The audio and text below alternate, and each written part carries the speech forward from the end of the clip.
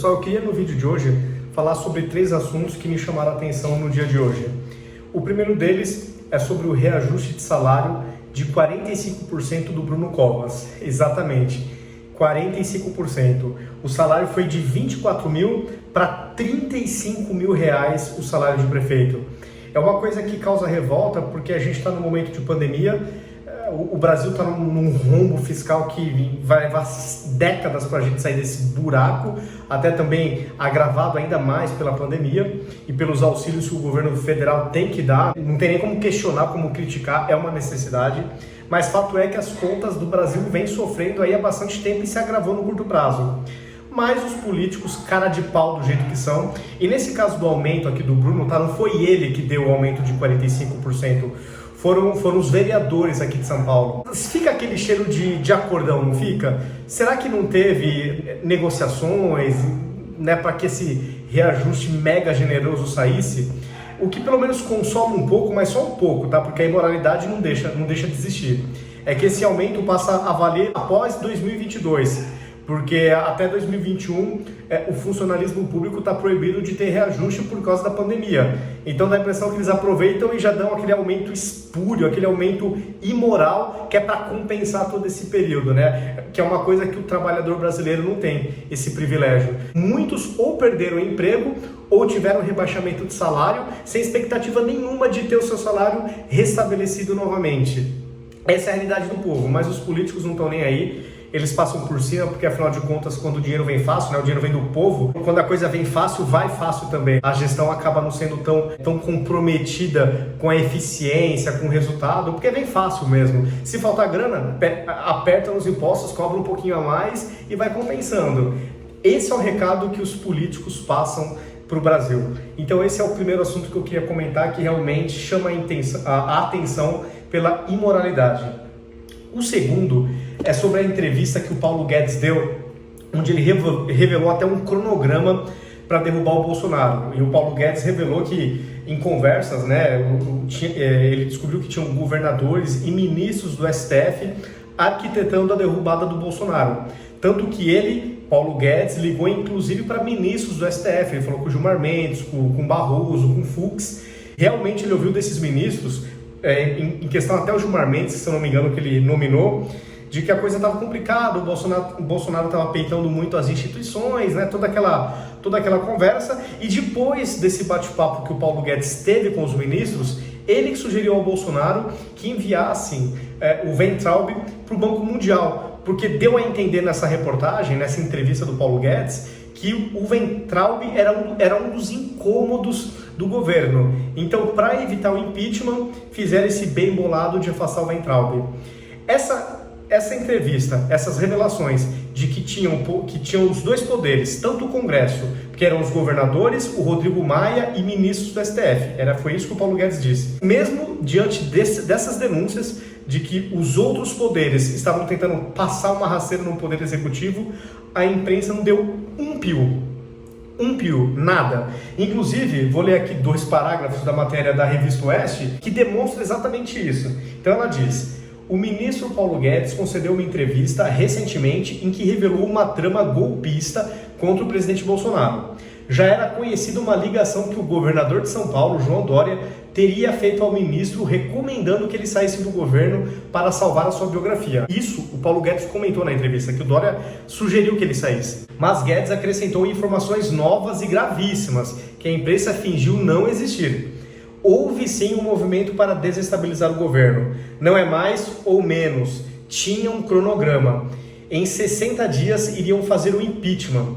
Tinha gente da Justiça, o Rodrigo Maia e governadores envolvidos. Então essa aí foi a revelação que o Paulo Guedes fez. Em tempos normais, isso viraria um escândalo. A imprensa repercutiria de maneira absurda. Imaginem vocês se o governo fosse da Dilma e se o ministro da Dilma fizesse essa revelação. A casa não ia cair? A imprensa não ia dar um chilique que estavam tentando dar um golpe na Dilma? Pois é, no caso aqui do Bolsonaro, a imprensa fingiu que sequer houve a entrevista. E aí, seguindo aqui no último parágrafo. Após as revelações gravíssimas feitas por Guedes, houve um ensurdecedor silêncio da imprensa em geral. Não deram muita trela. Repercutiram um pouco e bola para frente. Vida que segue. Próxima pauta. Foi exatamente isso. Foi como se o ministro não tivesse exposto uma conspiração contra o povo, contra quase 60 milhões de eleitores que deram a vitória ao Bolsonaro. Fato. Isso vai passar uma rasteira na população. As perguntas vêm imediatamente à mente. Vão todos fingir que o ministro não disse que tentaram um golpe contra Bolsonaro, incluindo o STF? É uma pergunta. Até o próprio presidente vai se calar? O sistema já o engoliu a esse ponto? São todos reféns dos conspiradores do establishment? Então são perguntas que ficam. É como o Paulo Guedes falou por nada, nem repercutiu. É uma coisa impressionante. E aqui está se falando de golpe do presidente da Câmara e de ministros do STF. Olha que coisa gravíssima. Nem eles contestaram a entrevista do Guedes. Sinal que mentira não deve ser, né? Não sei, mas não pareceu ser mentira. Todo mundo ficou quietinho.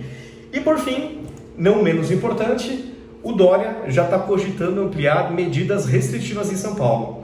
O que mais me irrita nessa história, e eu insisto, eu vou de novo falar sobre isso, o Dória, na semana final das eleições municipais em São Paulo, deu uma entrevista, gravou um vídeo afirmando que São Paulo estava sob controle e que não teria mais nenhuma medida restritiva. Isso ele afirmou, com aquela palavra de um gestor que se preza, pelo menos em princípio. O Bruno Covas venceu no domingo. Na segunda-feira, o Dória já impôs algumas restrições. E agora está falando novamente em novas restrições.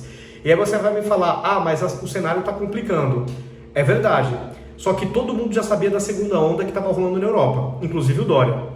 E aí o Dória, com essa atitude, me faz pensar em duas possibilidades, dentre tantas outras que podem existir. Uma delas, ele é um baita do mentiroso, de um oportunista, que para o Bruno Covas vencer a eleição, ele mente sem problema nenhum, porque ele é um mentiroso. Então esse é um dos cenários que a gente pode pensar. Um segundo cenário também possível é que, como gestor, ele é um incompetente, deixa muito a desejar, porque já rolava a segunda onda na Europa, e ele aparentemente fingiu que não existia, falou que estava sob controle e que São Paulo não tinha nenhum risco. Então esse também é um segundo cenário que a gente pode pensar. Um gestor incompetente ou um gestor mentiroso. Podem ter outros cenários, com certeza podem, mas esses dois são bem assim, estão latejando na minha mente de serem assim candidatos a um dos dois serem verdade. Espero que eu esteja errado, mas o Dória tem cada vez mais me passado uma má impressão, não necessariamente pela capacidade dele de gestão, mas por ser um político, entre aspas, novato, já ser tão mentiroso e tão enganador como políticos veteranos. Porque essa sensação que me passou quando o Dória falou uma coisa numa semana e no final dessa mesma semana ele já se desmentiu imediatamente. Então ele está passando para mim uma péssima impressão. Porque gestor não pode hesitar, gestor não pode omitir, gestor não pode mentir, tem que evitar ao máximo, na minha humilde opinião. Esses são os três assuntos que eu queria comentar aqui com vocês, que me chamaram a atenção no dia de hoje. Deixe seus comentários, se vocês concordam com alguma análise que eu fiz ou não e por quê, né? Deixe seus comentários. Se curtiram o vídeo, compartilhem, se inscrevam nas minhas redes sociais, ativem as notificações e até o próximo vídeo.